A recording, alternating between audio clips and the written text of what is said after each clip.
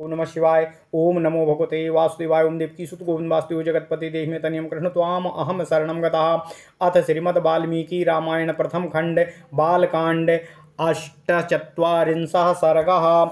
राजा सुमति से सत्कृत हो एक रात विशाला में रहकर मुनियों सहित श्री राम का मिथिलापुरी में पहुंचना और वहां सूने आश्रम के विषय में पूछने पर विश्वामित्र जी का उनसे अहिल्या को शाप प्राप्त होने की कथा सुनाना। ओम नमः शिवाय। ओम नमः शिवाय। ओम नमः शिवाय। ओम नमो भगवते वासुदेवाय। ओम देवकी सुत गोविंद वासुदेव जगतपति देह में तनियम कृष्ण त्वाम अहम शरणम गतः।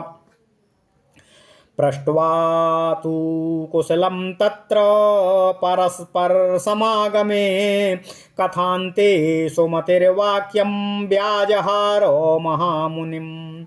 इमौ कुमारो भद्रं ते देवतुल्य पराक्रमो गजसिंह गतिवीरो शार्दूल वृषभौपमो पद्मपत्र विशालाक्षो खड्गतूण धनुर्धरो अश्विनाविवरूपेण समुपस्थित यौवनो यद्रक्षयैव गाम प्राप्तो देवलोकादिवामरो कथं पदभ्यामिह प्राप्तो किमर्थं कस्य वा मुने अभूषयन्ता विमं देशं चन्द्रसूर्याविवाम्बरं परस्परेण सादृशो प्रमाणेङ्गितचेष्टितो। ओम नमः शिवाय।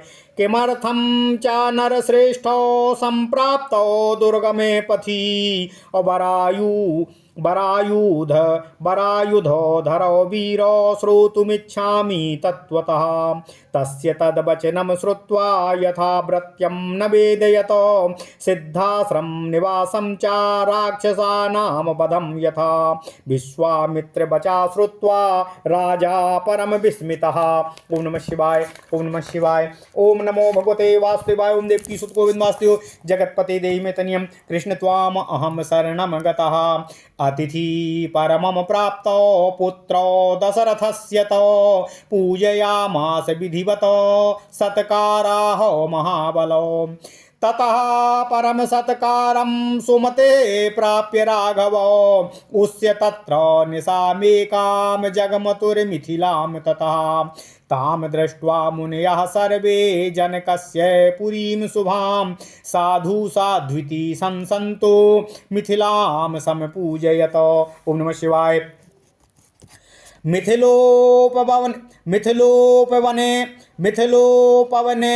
मिथिलोपवने तत्र आश्रमं दृश्य राघवः पुराणं निर्जनं रम्यं पप्रच्छो मुनिपुङ्गवम् इदमाश्रमं संकासं किं विन्दं मुनिवर्जितं श्रोतुमिच्छामि भगवन् कस्यायं पूर्व आश्रमः। तच्छ्रुत्वा राघवेणोक्तं वाक्यं वाक्यविशारदः प्रत्युवाच महातेजा विश्वामित्रो महामुनिः हन्त ते कथयिष्यामि शृणु तत्त्वेन राघव यस्य तदाश्रम पदं शान्तं यस्य तदाश्रमपदं सप्तं कोपान् महात्मनः गौतमस्य नरश्रेष्ठ पूर्वमासीन महात्मनः आश्रमो दिव्यसङ्कासः सुरैरपि सुपूजितः सा चात्र तप आतिष्ठल्हल्या सहितः पुरः वर्षपूगान्यनेकानि राजपुत्रा महायशः सह चात्रो तपः आतिष्ठहल्या सहिता पुरः वर्षपूगान्यनेकानि राजपुत्रो महायशः तस्यान्तरं विदित्वा च सहस्राक्षः सचीपतिः मुनिवेशोधरो भूत्वा अहल्यामिदं ब्रवीतो ऋतुकालं प्रतीक्षन्ते नार्थिनः सुसमाहिते सङ्गमं त्वाहमिच्छामि त्वया सह सुमध्यमे मुनिवेशं सहस्राक्षं विज्ञाय रघुनन्दन मतिं चकार दुर्मेधा देवराजो कुतूहलातो अथा ब्रवीद सुरश्रेष्ठं कृतार्थेनान्तरात्मना कृतार्थास्मि सुरश्रेष्ठ गच्छ शीघ्रमितः प्रभो आत्मानं मां च देवेश सर्वथा रक्ष गौतमात्। ओम नमः शिवाय, ओम नमः शिवाय, ओम नमः शिवाय। इंद्रस्तु प्रहसन् वाक्यामहल्यामिदं ब्रवीत शुश्रोणि परुतुष्टोऽस्मि गमिष्यामि यथागतम्। एवं संगम्य तु तदा निश्चक्रामोटजात ततः असा संभ्रमात् त्वरन् रामः शङ्कितो गौतमं प्रति। गौतमं साददर्शात् प्रभीशान्तं महामुनिं देवदानो दुर्धर्षं तपोबलसमन्वितं तीर्थोदक परिक्लिन्नं दीप्यमानमिवानिलम्। गृहीतो समिधं तत्र सकुशं मुनिपुङ्गवं दृष्ट्वा सुरपतिस्तत्रो विष्णुवादनुभवत। अथ दृष्ट्वा सहस्राक्षं मुनिवेशोदरं मुनिः दुर्वृत्यं वृत्तसम्पन्नो रोषादो वचनं ब्रवीत। मम रूपं समास्थाय कृतवानसि दुर्मते अकर्तव्यामिदं यस्माद् मम रूपं समास्थाय कृतवानसि दुर्मते अकर्तव्यमिदं यस्माद् विफलस्त्वं भविष्यसि। ओम नमः शिवाय। गौतमेनैव मुक्तस्य सुरोषेण महात्मना अपेततुर्वृषणो भूमौ सहस्राक्षस्य तत्क्षणात्। तथा सप्त्वा च वैशक्रं भार्यामपि च सप्तवानो इह वर्ष सहस्राणि बहूनि निवसिष्यसि। भातभक्षा निराहारा तप्यन्ति भस्मसायिनी अदृश्या सर्वभूतानामाश्रमेष्विन वसिष्यसि। यदा त्वेतद् वनं घोरं रामो दशरथात्मजः आगमिष्यति दुर्धर्षस्तदा पूता भविष्यति। तस्यातिथ्येन दुर्वृत्ते लोभमोह विवर्जिता अमत्सकाशं मुदा युक्ता स्वं वापुरधरयिष्यसि। एवमुक्त्वा महातेजा गौतमो दुष्टचारिणीम् इममाश्रममुत्सृज्य सिद्धचारणसेविते हिमवच्छिखरे रम्ये तपस्तेपे महातपाः। ओम नमः शिवाय, ओम नमः शिवाय, ओम नमः शिवाय। ओम नमो भगवते वासुदेवाय। ओम देवकी सुत गोविंद वासुदेव जगतपते देहि मे तनियम कृष्ण त्वाम अहम शरणम गतः। ओम नमः शिवाय। अथ श्रीमद् वाल्मीकि रामायण प्रथम खंड बालकांड 48वां सर्ग। राजा सुमति से सत्कृत हो एक रात विशाला में रहकर मुनियों सहित श्री राम का मिथिलापुरी में पहुंचना और वहां सूने आश्रम के विषय में पूछने पर विश्वामित्र जी का श्री राम से अहिल्या को शाप प्राप्त होने की कथा सुनाना। ओम नमः शिवाय, ओम नमः शिवाय, ओम नमः शिवाय। ओम नमो भगवते वासुदेवाय। ओम देवकी सुत गोविंद वासुदेव जगतपते देहि मे तनियम कृष्ण त्वाम अहम शरणम गतः। नारद जी कहते हैं, हे ऋषि सनत कुमारो, सुमति के नगर विशाला में रहकर मुनियों सहित भगवान राम के साथ विश्वामित्र जी मिथिलापुरी की ओर प्रस्थान किए और आगे की कथा कहते हुए विश्वामित्र जी भगवान राम से कहते हैं, हे राम, वहाँ परस्पर समागम के समय एक दूसरे का कुशल मंगल पूछकर बातचीत के अंत में राजा सुमति ने महामुनि विश्वामित्र से निवेदन किया, हे ब्राह्मण, आपका कल्याण हो। ये दोनों कुमार देवताओं के तुल्य पराक्रमी जान पड़ते हैं। इनकी चाल और ढाल हाथी और सिंह की गति के समान है। हे मुनि, ये दोनों वीर सिंह और सांड के समान ही बलिष्ठ प्रतीत होते हैं। इनके बड़े बड़े नेत्र विकसित कमल दल के समान शोभा पा रहे हैं। ये दोनों तलवार, तरकस और धनुष धारण किए हुए हैं। अपने सुंदर रूप के द्वारा दोनों ही अश्विनी कुमारों को भी लज्जित करते हुए से प्रतीत हो रहे हैं और युवा अवस्था के निकट आ पहुँचे हैं। इन्हें देखकर ऐसा जान पड़ता है मानो दो देव कुमार देव इच्छावश देवलोक से पृथ्वी पर आकर विचरण कर रहे हों। हे मुने, ये दोनों कुमार किनके पुत्र हैं और कैसे हैं और किस लिए यहाँ आपके साथ पैदल ही चलते हुए आए हैं। जैसे चंद्रमा और सूर्य आकाश की शोभा बढ़ाते हैं, हे मुनि, उसी प्रकार ये दोनों कुमार इस देश को भी सुशोभित कर रहे हैं। शरीर की ऊंचाई, मनोभाव सूचक संकेत तथा चेष्टा और बोलचाल ये दोनों एक दूसरे के समान ही प्रतीत होते हैं। हे श्रेष्ठ मुनि, श्रेष्ठ आयुध धारण करने वाले ये दोनों ही नर श्रेष्ठ वीर इस दुर्गम मार्ग में किस लिए आपके साथ आए हैं, यह मैं यथार्थ रूप से आपके सिर मुखारबिंद से सुनना चाहता हूँ। ओम नमः शिवाय, ओम नमः शिवाय। राजा सुमति के विनय भाव को देखते हुए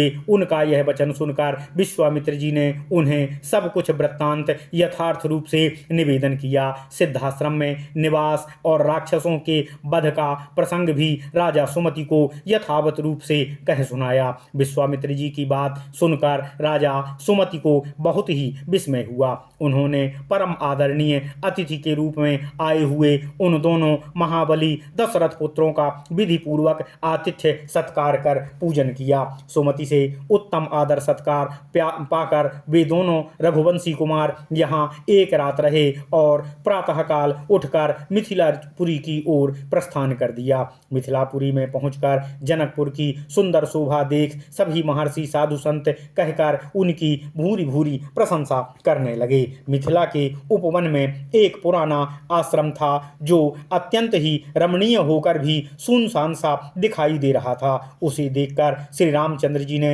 मुनिवर विश्वामित्र जी से निवेदन भाव से यह पूछा, हे भगवान, यह कैसा स्थान है जो देखने में तो आश्रम जैसा है किंतु एक भी मुनि यहाँ दृष्टिगोचर नहीं हो रहे हैं। मैं यह आपसे पूछ सुनना चाहता हूँ कि पहले यह आश्रम किस महापुरुष का था।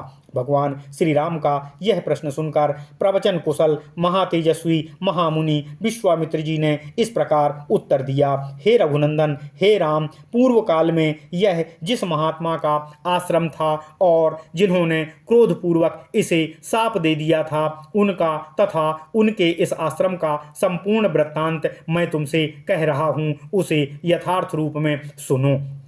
हे नरश्रेष्ठ, हे राम, पूर्व काल में यह स्थान महात्मा गौतम का आश्रम होता था। यह उस समय बड़ा ही दिव्य जान पड़ता था। देवता भी इसकी पूजा एवं प्रशंसा किया करते थे। हे महायशस्वी, हे राजपुत्र, पूर्व काल में महर्षि गौतम अपनी पत्नी अहिल्या के साथ रहकर यहाँ तपस्या करते थे। उन्होंने बहुत वर्षों तक यहाँ तप किया। एक दिन जब महर्षि गौतम आश्रम पर नहीं थे, उपयुक्त अवसर समझकर सचिपति इंद्र गौतम मुनि का वेश धारण किए हुए आए और अहिल्या से इस प्रकार बोले, हे सदा सावधान रहने वाली सुंदरी, रति की इच्छा रखने वाले प्रार्थी पुरुष ऋतुकाल की प्रतीक्षा नहीं करते। हे सुंदर कट प्रदेश वाली सुंदरी, मैं इंद्र तुम्हारे साथ समागम करना चाहता हूँ। हे रघुनंदन, महर्षि गौतम का वेश धारण करके आए हुए इंद्र को पहचान कर भी उस दुर्बुद्धि नारी ने, अहो देवराज इंद्र, मुझे चाहते हैं, इस कौतूहलवश उनके साथ समागम का निश्चय करके उनका वह प्रस्ताव स्वीकार कर लिया।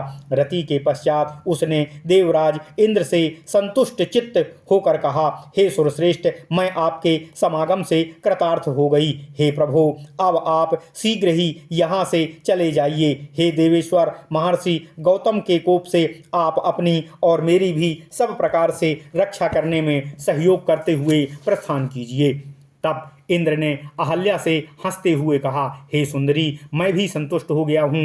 अब जैसे आया था उसी तरह मैं चला जाऊँगा। हे श्री राम, इस प्रकार अहिल्या से समागम करके जब इंद्र कुटी से बाहर निकले, तब गौतम ऋषि के आ जाने की आशंका से बड़ी उतावली के साथ वेगपूर्वक भागने का प्रयत्न करने लगे। इतने में ही उन्होंने देखा देवताओं और दानवों के लिए भी दुर्धर्ष तपोबल संपन्न महामुनि गौतम हाथ में समिधा लिए आश्रम में प्रवेश कर रहे हैं। उनका शरीर तीर्थ के जल से भीगा हुआ है और वे प्रज्वलित अग्नि के समान उद्दीप्त हो रहे हैं। उन पर दृष्टि पड़ते ही देवराज इंद्र भय से थर्रा उठे। उनके मुखारबिंद पर विषाद छा गया। दुराचारी इंद्र को मुनि का वेश धारण किए हुए देख सदाचार संपन्न मुनिवर गौतम जी ने रोष में भरकर कहा, हे दुर्मते, तूने मेरा रूप धारण करके यह ना करने योग्य पाप कर्म किया है, इसलिए तू विफल अर्थात अंडकोशों से रहित अर्थात पुरुष के गुणों से रहित हो जा। रोष में भरे हुए महात्मा गौतम के ऐसा कहते ही सहस्त्राक्ष इंद्र के दोनों ही अंडकोश उसी क्षण पृथ्वी पर गिर पड़े। इंद्र को इस प्रकार शाप देकर गौतम ने अपनी पत्नी को भी शाप दिया, हे दुराचारिणी, तू भी यहाँ कई हजार वर्षों तक केवल हवा पीकर या उपवास करके कष्ट उठाती हुई राख में पड़ी रहेगी। तुम्हारे समस्त प्राणियों से अदृश्य रहकर इस आश्रम में तू निवास करेगी। जब दुर्धर्ष भगवान दशरथ कुमार राम इस घोर वन में पदार्पण करेंगे, उस समय तू पवित्र होगी। उनका आतिथ्य सत्कार करने से तेरे लोभ मोह आदि दोष दूर हो जाएंगे और तू प्रसन्नतापूर्वक मेरे पास पहुंचकर अपना पूर्व शरीर धारण कर लेगी। अपनी दुराचारिणी पत्नी को ऐसा कहकर महातेजस्वी महातपस्वी गौतम इस आश्रम को छोड़कर चले गए और सिद्धों तथा चारणों से सेवित हिमालय के रमणीय शिखर पर रहकर तपस्या करने लगे। ओम नमः शिवाय। इत्यार्षे श्रीमद् रामायणे वाल्मीकिये आदि काव्ये बालकांडे 44 सर्गः। इस प्रकार श्री वाल्मीकि निर्मित अर्ष रामायण आदि काव्य के बालकांड में 48वां सर्ग पूर्ण हुआ। ओम नमः शिवाय। ओम नमः शिवाय। ओम नमः शिवाय। ओम नमो भगवते वासुदेवाय। ओम देवकी सुत गोविंद वासुदेव जगतपते देहि तनियम कृष्ण त्वाम अहम शरणम गतः। ओम नमः शिवाय। ओम नमः शिवाय। ओम नमः